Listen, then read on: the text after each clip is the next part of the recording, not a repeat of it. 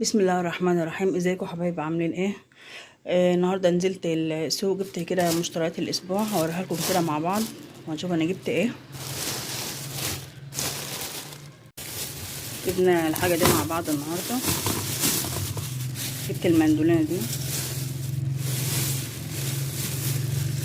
الموز ده،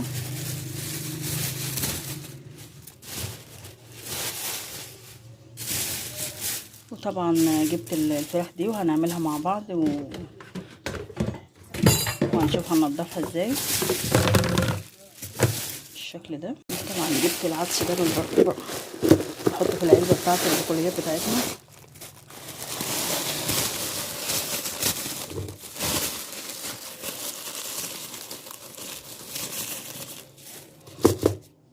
واحد بيجيب الحاجة بتاعته وبيرتاح عليها اسبوع ولا 10 ايام.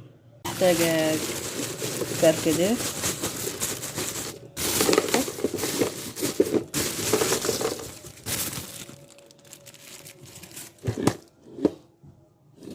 بالشكل ده. وجبت خضار، جبت طماطم كنت محتاجاها، كنت محتاجة بطاطس برضو جبتها.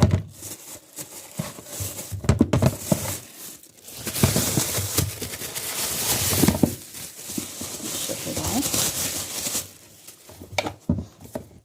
دي الحاجة اللي انا جبتها النهاردة كلها.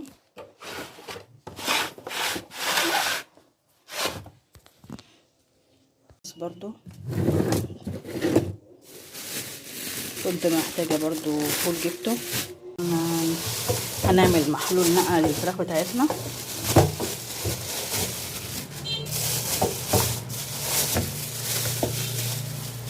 نفتح المية عليها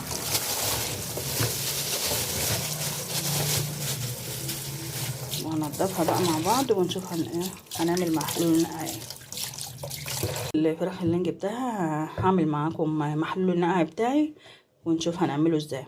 الفراخ بتاعتنا هضيف عليها حبة سكر كده، معلقة سكر كبيرة ومعلقة ملح كبيرة برضو،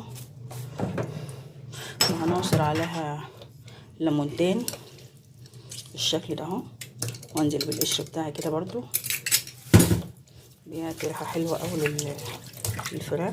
بعد نص ساعة ما نقعناها المية بتاعتنا بقى لونها نزلت كل حاجة فيها اهو. هنغسلها كويس جدا ونشوفها مع بعض. صفي المية ده اول بالشكل ده اهو، نغسلها بمية نضيفة وارجع لكم تاني. والفراخ بتاعتنا ما شاء الله بقت فل اهو. المحلول ده ما شاء الله بيخلي الفراخ زي الفل بالشكل ده. دي كانت مشتريات اللي انا جبتها ووريتها لكم. والفراخ بعد ما غسلتها ونقعتها بقت زي الفل ما شاء الله يعني. وده فيديو بتاع النهارده، واتمنى ان هو يعجبكم، وما تنسوش اللايك والاشتراك في القناه. والسلام عليكم ورحمه الله وبركاته.